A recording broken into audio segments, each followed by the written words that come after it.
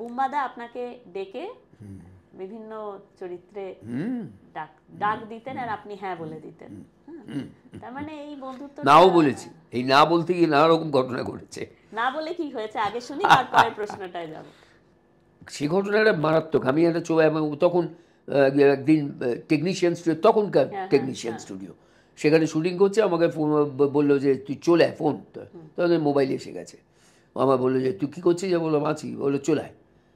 গেলাম স্টুডিওতে, যেতে বললো শোন তুই ওই 81 চলে যা, পরিচালকের নাম বললো, বসে গিয়ে কথা বল, একটা ছবিটার জন্য তুই আছিস, রোলটা শুনে নে, স্ক্রিপ্টটা শুনে নে। আমি যাচ্ছি, এই টেকনিশিয়ান থেকে 81 পাশাপাশি। 81 চলে গেলাম, যে পরিচালকের কথা বলেন তার ঘরে গেলাম। বলে হ্যাঁ এসো, এই বুম্বা বললো। বলে হ্যাঁ, এই বলে আমাকে চরিত্রটা বললো, স্ক্রিপ্টের খানিকটা শুনে আলো তো দিয়ে আমি চুপ করে বসে আছি। আমার বললো কি ঠিক আছে? আমি কোনো উত্তর দিচ্ছি না, বুঝতে পেরেছি। আমার বললো কী হলো, করবো না, ভালো লাগে না?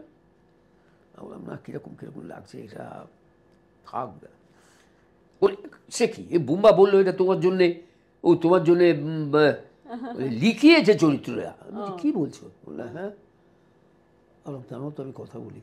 বলে চলে গেলো। আবার টেকনিশিয়ান এলাম, আসতে বলে কে কথা হয়ে গেছে?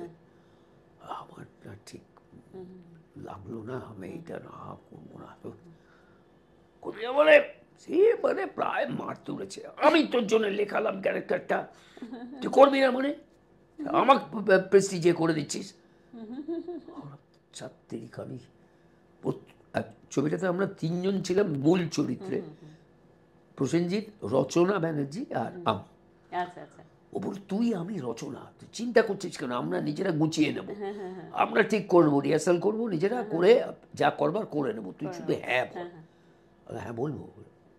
তখন মানে প্রায় গলা ধাক্কা দিয়ে বলো যা এক্ষুনি গিয়ে বল হ্যাঁ। আচ্ছা গেছি, রতন দেখে বললো কি হলো? হ্যাঁ করছি।